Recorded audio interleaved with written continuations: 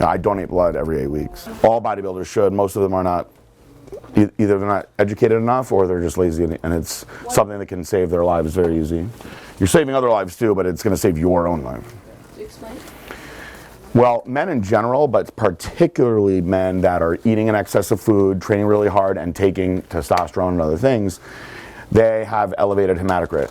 To break it down into like a really layman sense where like anybody watching will understand, basically your blood's thickness dramatically changes. Like your red blood cells become less active, they become sludgy.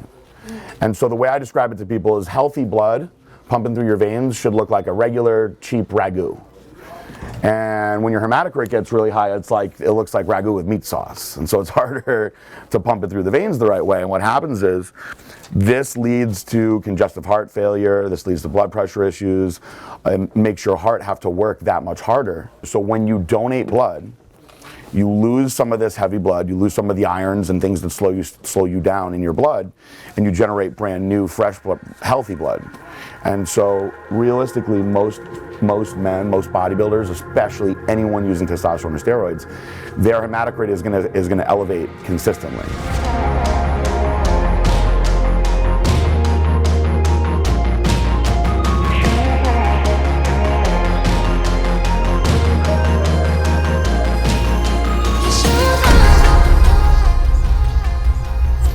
Sometimes they're a tough sell, believe it or not, because they want to pretend like they know everything at the end of the day. And the stuff with PJ, he really breaks it down for them to a part so that they relate to it. I call it the car mentality. The oil gets dirty, you got to change the oil, right? Same thing with your blood. If you're not donating blood, if you're not doing your IVs, it's not going to get clean at the end of the day. And me and him got hooked up through a mutual friend. We sat down, we talked about it. He's probably one of the most knowledgeable people outside of doctors that I've talked to about glutathione treatments, about high-dose vitamin C, about lipid panels and blood work. I mean, some of the stuff that he knows off the top of his head is unbelievable. A lot of bodybuilders, when they're looking their best, you see a bodybuilder that's like a couple weeks out from a show, or you see them on stage, or you see them in the magazines, they look amazing and they're so lean, and like they're the picture of health, or the cover of Men's Fitness magazine. Unfortunately, most of them are doing really dramatic things to get like that, and they're taking things that are often very liver toxic. They're taking things that are going to be rough on their blood pressure, lower their good cholesterol very, very low, throw their lipid profiles off. And so you take a lot of these guys' blood work. I often have my athletes and friends do their blood work right after their shows, and their blood work usually looks really, really bad. And so these are people that look amazing. So unfortunately, what it takes to get to that look wreaks havoc on your system. So to be truly healthy, there are other things that need to be done to kind of correct all these things that we do to abuse our body. Even if you're just a natural bodybuilder that's eating an excess of protein, you're still going to be putting your liver through an excess amount of work, and you'll have elevated liver enzymes. And that's why I became such a big advocate for glutathione therapy. So what I'm doing today is more than glutathione. What's in this bag today? Today is the liquid lift. You have all your amino acids, you have all your B vitamins, you have your high dose vitamin C, which is huge also for bodybuilders, and at the very end we're going to put the glutathione in. Yeah, so for starters, glutathione, for those who don't understand what glutathione is the most powerful antioxidant known to man. And I do certain periods of the year where I take more steroids than my HRT. And some of the things I do are a little bit liver toxic. And because of that, it's even more important to make sure that I'm doing something like this to make sure that my liver is functioning properly and healthy. Your liver is a very, very unique organ in the way that will actually start to repair itself. Having something this powerful that's fighting free radicals, that's boosting your immune system, that's keeping that liver functioning well is extremely important. Now, I don't think the average person needs to do it every week. I'm a little over the top with everything that I've done, as we've already discussed. But I do think that every bodybuilder needs to do it at least once a month. Pressure's holding good. Top number's good. It's very new. So he'll give you some of the numbers that'll blow your mind on how much the Halo Top is doing. We just released ours in March, and we're the first supplement company to do this. So we're first to market in supplements, and so far no supplement company has done it. Now a couple of the companies have gone to my manufacturer, ProSups, Aaron of course from Redcon, and somebody else, I think maybe MHP, and he's honored my agreement with him to not do ice cream with anybody else. So for now, I'm protected. Now somebody else may come along and say, hey, I can do protein ice cream, but we're really trying to capture this market in our industry first. So the ISO cream project is really cool, and it's funny because I actually didn't want to do it. And Don, who's my partner, the ice cream man, I call him, he actually owned a supplement store for a while that sold Blackstone Labs products, and he loved our products. And we sold to him. I've done an appearance in his store, and he really liked me a lot. And he reached out to me one day, and he was like, hey, I got a business proposition for you. And I was like, what is it? And he goes, I want to take your protein and turn it into ice cream. And I said, nope. And he goes, what do you mean, nope? You don't even tried it. And I go, I don't like all this healthy ice cream shit with this halo top. I was like, I think all that stuff sucks. I was like, give me some Haagen-Dazs. That's what I want. And he goes, no, I'm serious. He's like, this is like the new big thing now. And I was like, no, I don't want to do it. I think all that stuff sucks. One of the things about Blackstone Labs is I'm very true to myself and what we do. I'm not going to put out some protein ice cream. So he actually took it upon himself to take our protein and make ice cream and send it to me. And he's like, you have a package coming to you, please try it. And so I'm eating this ice cream, like, there's no way that this is just our protein. I called him up, I go, this is just our protein? He goes, uh-huh. I go, it's like impossible. I'm like, how many grams of protein are in this? He's like, if you eat the whole pint, it's almost 40 grams. I was like, get the out of here. I go, how many calories? He was like, it's about 296. I go, no way. So I started calling everybody in the room. I was like, everyone, come here right now and try this ice cream. And some of them were like, we're dieting. I'm like, no, you're gonna eat at least a spoonful of it. I was wondering where you were. I got a ton of athletes here. A ton. And we're about to start taste testing the ice creams. All right, so first one we're all trying is chocolate covered cherry. I don't even like cherries, and it's good. Wow. I would put this in my morning shake.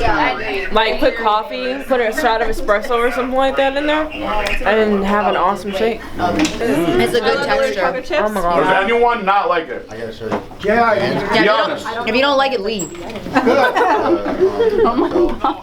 So everyone started eating it, and they're like, oh, it's good. It's ice cream. I go, that's our protein. And they were all like, David was the most against it. He's like, no, it's not. He's like, I know ice cream. I go, that is our ice cream. And somebody was like, you mean like Halo Top? I go, basically, but better, because it's with our Pure Whey isolate. And so I get Don on the phone, and I go, you swear to God that there's nothing else in this? And he's like, no. And so everyone was like, bro, we should sell this. And I was like, hey, Don, how fast can you get this to me?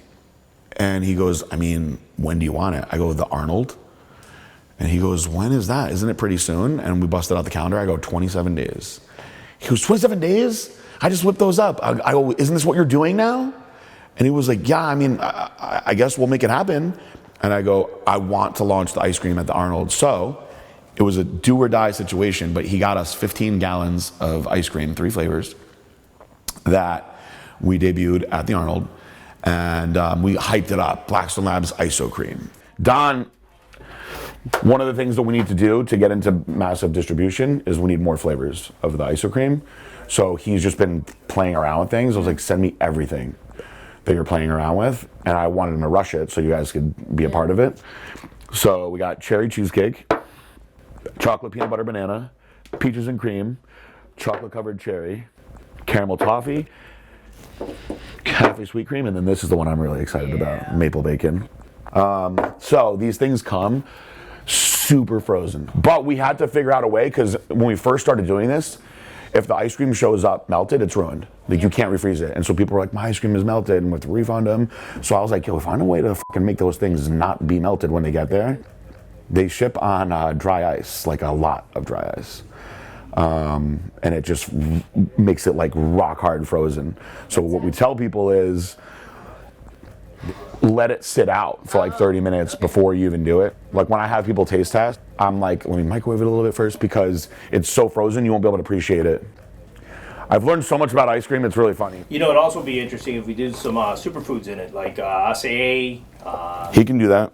Yeah, some superfruits. They're very, some functional fruits that have antioxidants, that fight free radicals, et cetera, et cetera.